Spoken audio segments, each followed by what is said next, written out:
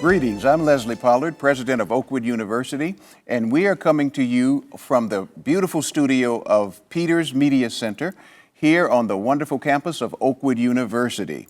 And this is called Oakwood Praise. Every week we have the opportunity on Oakwood Praise to lead you into a deep discussion on the intersections between Scripture and living and life and keeping ourselves radiant and ebullient and faithful as we move forward. And so we are happy today to be here with you as we take up a subject that is very much in need today. That's the subject of grief. What is grief? How do we grieve? Is there such a thing as good grief? Is there bad grief? What does grief recovery look like, especially during this time of the coronavirus when so much is happening and so many people are suffering? How do we come close to those who are grieving? These questions and others will be discussed today as our special guest comes from our Health and Counseling Center, Mr. John Ruffin. He's going to be here with us. He has a lifelong experience of working with young people as well as adults in the area of grief care and grief recovery, as well as general counseling. We consider him a tremendous asset to our campus as he serves by benefiting both students and faculty and staff and others in the community. Welcome, John. Thank you. Thank you, Dr. Pollard. Thank you. Welcome, welcome. Thank you. And thank you so much for taking time to be with us. Yes, sir. I count it a pleasure to be able to spend time talking about this. Yeah, this is a very important topic, isn't it? Definitely. Yes. So I'd like to start. What is grief? What is, when we say the word grief, what is that? So when we think of grief, a lot of times we think of grieving. Grief in and of itself is the response to loss of someone or something that we had an affection towards. And then we have, it's seen through a deep sense of sorrow. So you have a connection with someone, that connection has been broken, or something in that connection has been broken. And we are designed by our Creator to stay connected to something we connect to. So it's a natural, I don't think we were designed to have broken connections. Can you give us examples of the types of things we grieve about when we experience grief? And then the distinction you made between grief and grieving. So grieving is the process that our body goes through to deal with this loss. And so those are two different platforms. We are dealing with the unnatural, and you can ask anyone who deals with loss. No matter how much loss we are familiar with, it typically for your normal person doesn't feel natural. So anytime there's a broken connection, your body has to defend itself. And the process that's the process of grieving. And it uses what we call our defense mechanisms. You've heard of this, right? I've heard, I have. So your defense mechanisms could be denial, ignoring, or, getting angry, or whatever it may be. There's 1,000 ways to put up a defense, but the purpose of the defense is to slow down the blunt reality of what you're dealing with. Wow. We never really are in our true reality. We hover slightly above reality for a good reason.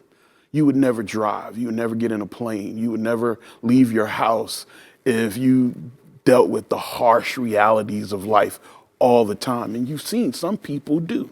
Some people are not functioning properly and they can't leave their house. You take a person who's OCD, obsessive compulsive. Their reality is so rigid that they can't avoid it, and it gets in their way from being able to move forward. And so our body is designed, our mind is designed to give us enough reality, but enough creativity so that we can look past it, so that we can move forward, that we can, even though we know there's danger, we can accept it and look at the risk and move forward. And So how would you apply some of this, though? I'm thinking, John, in the context of the coronavirus, this worldwide pandemic. What do you, tremendous grief in the country and in the world. Sure. What do you see as you look at how do we operate, understanding the reality, but at the same time, I mean, for instance, we're here in the studio. We're trying to do the social distancing and all those things. So what is the intersection between the reality, of course, and it's not a fantasy, but it's a coping. I don't know. What is it? Is it a regulation? We have to regulate reality in order to navigate it? I love how you put that. So, and it could just be me. When I was growing up, I never really got scared at scary movies. I was more scared at things like Cops and 48 Hours. Really? Documentaries where there was a truth to the reality. You know, I can justify a scary movie. Oh, that's acting. Right. But when you know it's real, that presents a reality that's hard to dispute.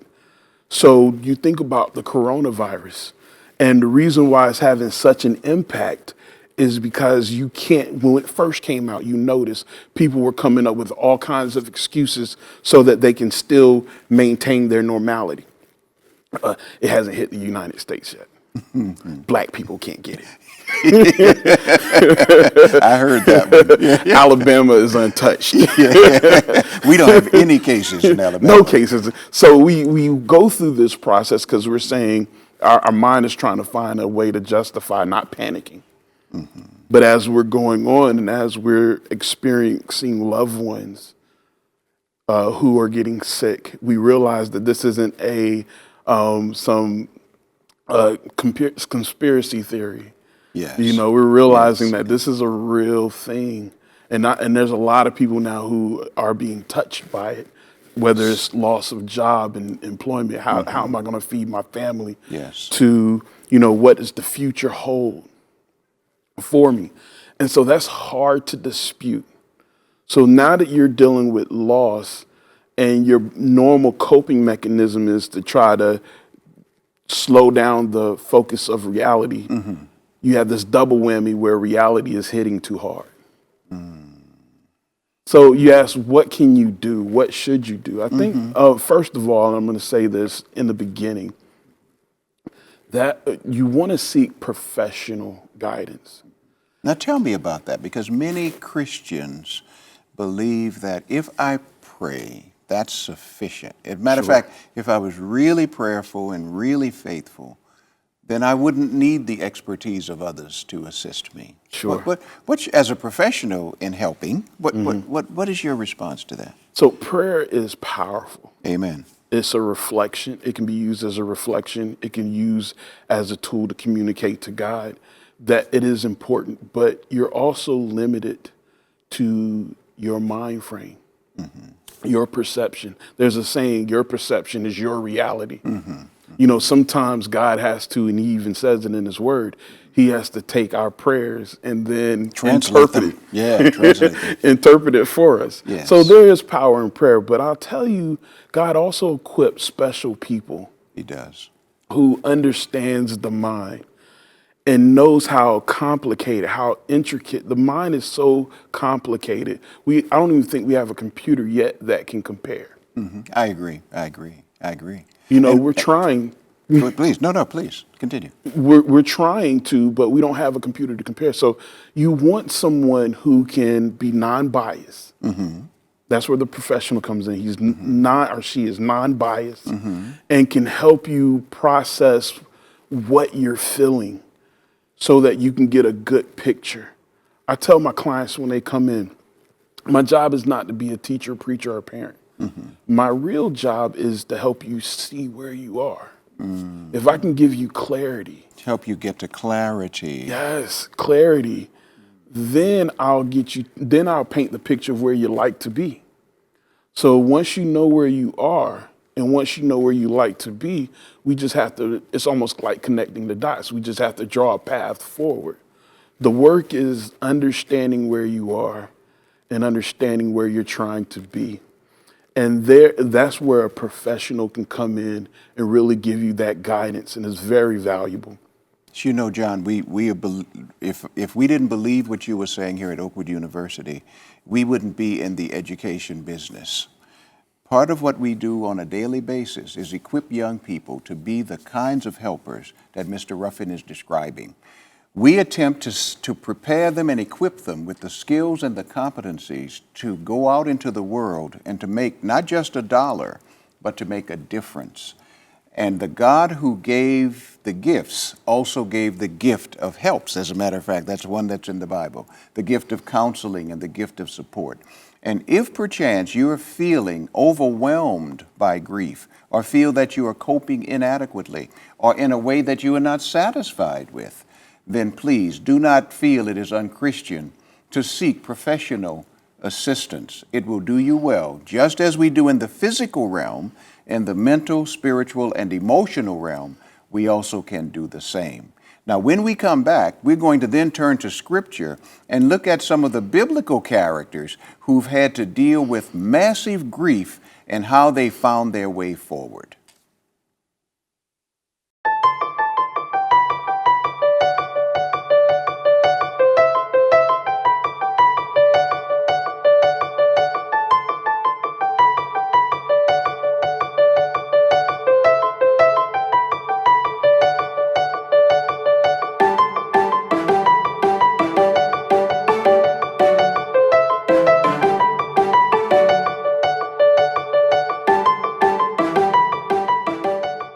Hello, everyone. I'm Linda Anderson, and I am all in OU 2020. Hello everyone, my name is Candice Thompson and I'm all in OU 2020. My name is Miriam Battles, and I'm all in for OU 2020. Hi, my name is Tammy, and I'm all in OU 2020.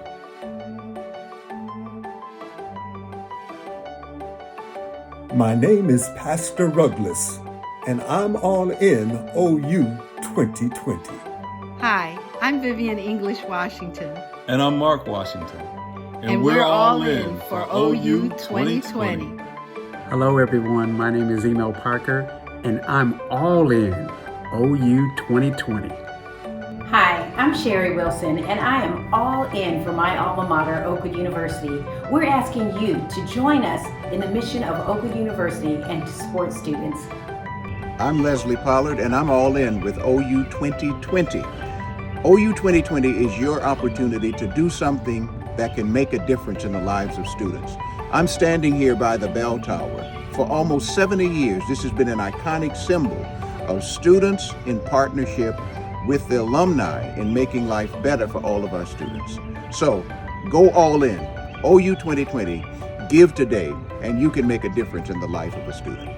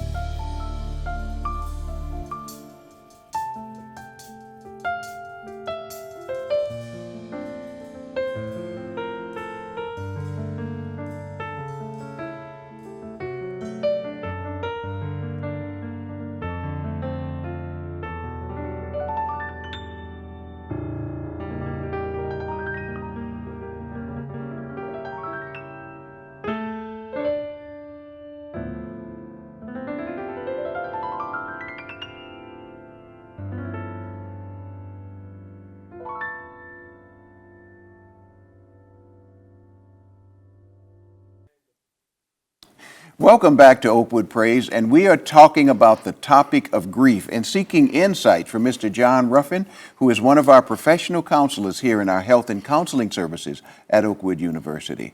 John, I have a question for you. How do I know when I am grieving? That's the first question. And then the second question, before we turn to the Bible, is do I ever get over it? Is there a time, sometimes, especially men, hey, bruh, suck it up, all that kind of thing. Do I ever get over grieving? So those are two great questions.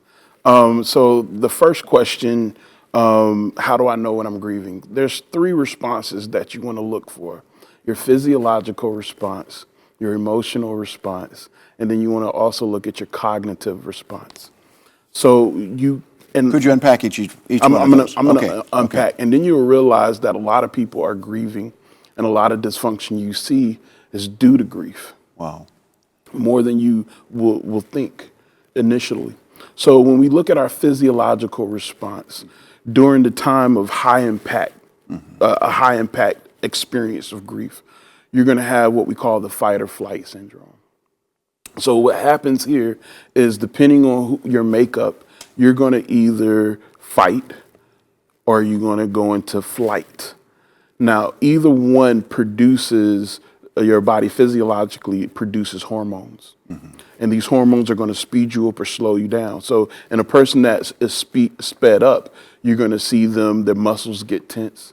They get agitated, fidgety. They may have panic attacks, heavy breathing, sweating. You're gonna see a physiological response. In slowing down, you may see a person go numb, disconnect. Wow. They don't have the energy to even engage. Now, once again, this is your body's defense mechanism to prepare for what it considers crisis or danger. And so your body's going to naturally do this in the beginning. So that's one of the first signs. If someone has experienced loss and you see them physically either getting tensed or becoming disconnected, that's a good sign that they're going through the grieving process. Okay. Emotionally, emotions become more intense. So if a person is sad, it becomes, major depression. They can't talk. They're thinking about death. They're thinking about why they're here, and so forth. And or if they are angry, it becomes explosive. Or if they're nervous, they become panicky. It heightens their emotions. So once again, close to an experience of loss, if you see these signs, know that they're starting the grieving process. A friend of mine, to illustrate, I guess, your point, a friend of mine said to me one day, he read a biography of Dr. Martin Luther King, and they said they could tell when Dr. King was sad because he preached about death. Yes. Yes. In every sermon where they say he was sad, we preached about, been to the mountaintop, he would speak about death. That's right. And that usually probably comes with a sense of loss. A sense of loss. And of course, in his case, the pressure. Yes. Of expectation and success and all those things. Sure. So you've said to us, physiologically, we begin to see differences, emotionally and psychologically? Emotionally. Cognitively. And cognitive. Cognitively. So cognitive, what happens is this is that how you look at the world scenario now. Maybe you look at, you had a death, so I'm not going to get close to anybody, so I'm going to be mean to everyone. I'm going to cut everybody out. You start dialoguing with yourself and coming up with your own truths about life and what you perceive life to be. And that can be dysfunctional in that arena because you're going off of the emotions of this high intense emotion. And so you have to be aware when people are talking about, I'm not going to let anyone hurt me. I'm not going to let anyone in. We've all heard this. Yes. That'll never happen to me again. That's right. I'm never going to let anybody do that to me again. That's all due to loss. That's the part of that's a part of the grieving process. Now, you asked the second question, I think is really important, and it's a good fit to this one. Okay. And that question was, do I ever get over it? Do I ever get over it? Do I ever get over grieving? I like to tell a quick story. I lost my grandmother in 2005. And she was a matriarch of our family. She was a praying woman. Everyone turned to her for guidance. And even at first, it was sad and difficult. But I moved on. I was able to continue life and so forth. But I knew I was still in the grieving process. This is how I knew.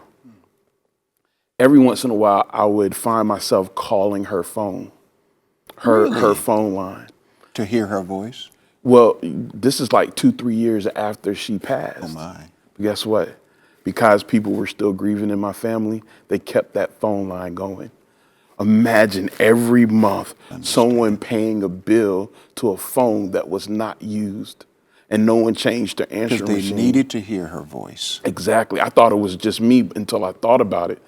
But up until about 3 years after she passed, I would find myself every once in a while, without thinking, dialing her number, and as soon as I hear her voice, break down and cry. Oh, my. Some of us have done that. When my mother passed, I would sometimes read her letters afterwards. Yeah. And if I start talking about it too much, I'd tear up. I would read her letters, because she was a great letter writer. Yes. And I'd read her letters. Yes. So these are ways that we cope with grief. Exactly. So there's stages that we go that have been identified as stages that need to be processed in order to, with the words you said, get over grief. Yeah, people say that, especially to men. They come on, dude, suck it up. You know, be a man up, you know, all of those kinds of things, right? Sure. So those stages are, you have the denial stage. And denial is not saying, oh, this person didn't pass or they're no longer there. It's not being able to fully accept that they're not there. You can accept that they've died, but not fully come to grips with the fact that they're not here anymore. Exactly. Mother, grandmother is just not here anymore. So people come up with things, and this is very political, but people will say, they're still with me. They're looking over me. Absolutely. Because that is their way of coping and not really letting go. Now, it's important to note that in these stages, there's no set order, nor do we always go through all of them. But it is assumed that if you do process through all of them, you have a likelihood of being healthier.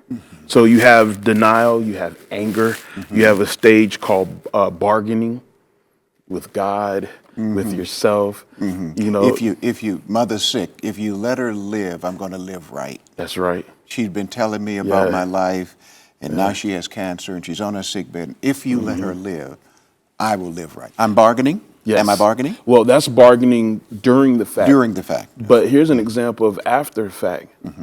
God, you stay over there and I'll stay over here. Ooh, really? You leave me alone so I don't have to deal with that. Because if I'm near you, you're going to make me deal with it. So you stay over there, I'll stay over here, and we don't have to worry about it. Wow. And that's bargaining? That's bargaining. What is the bargain? We agree. I don't want to deal with the pain. I don't want to deal with the pain? I know how to deal with the pain. See, you might want me to process the pain. I don't want to process it. I know how to deal. Okay. I know how to deal. I'll leave you alone. You leave me alone so I don't have to deal with the pain. Then you have a stage of depression. That's like really a good stage in this framework, because you're starting to recognize the truth. Your body is starting to accept and it's starting to relax its defense mechanisms so you can accept the truth. But it does come with some pain. Yes. Right? Yes. But that is usually associated with acceptance. Okay. Because acceptance is one of the next stages. You accept that, okay, here it is. Now, I'll tell you how it plays out in a beautiful way with my grandmother. So 3 years into it, I'm still calling her, bawling every time I hear her voice. Wow, wow. And I said to myself, I had this conversation. This hurts. What am I going to do? And someone suggested to me, well, they asked questions that really helped me. They said, who was your grandmother to you? And I started to explain who she was. And And in that process, I realized that the one way I connected with my grandmother was through her feeding the homeless. And so they said, in memory of her, why don't you go feed the homeless? And I did. And it brought so much healing and comfort and connection. And every once in a while, about once a year, I go do that in remembering who she was to me. And it helps me to be able to cope. Amen. Amen. And I don't know what our time frame is, but that brings us into the biblical. We've got a couple of minutes left here. But we can start, and then we'll pick it up in our next broadcast. Sure. And that goes into our biblical character that I wanted to present. Okay. Which is probably the Bible's most famous person who went through grief, which was Job. Yes. I mean, imagine the loss. Not only did he lose his children, his property, his livelihood, his wife, his health. I mean, if there was anyone to have lost, it was him. You know, and it's funny that was the test that the enemy used, because the enemy was saying with loss, people will feel defeated. And it's on that note that we will come back in the next broadcast, because the character of Job gives us some pathways on how to manage our grief. We'd like to thank you for tuning in with us this week, and we're going to pick this up next week as Mr. Ruffin continues to talk to us on the subject of grief and providing us resources and insights that can help us successfully navigate the challenges that we face and the losses that we experience. May God bless you. This has been Oakwood Praise, and we look forward to seeing you next week.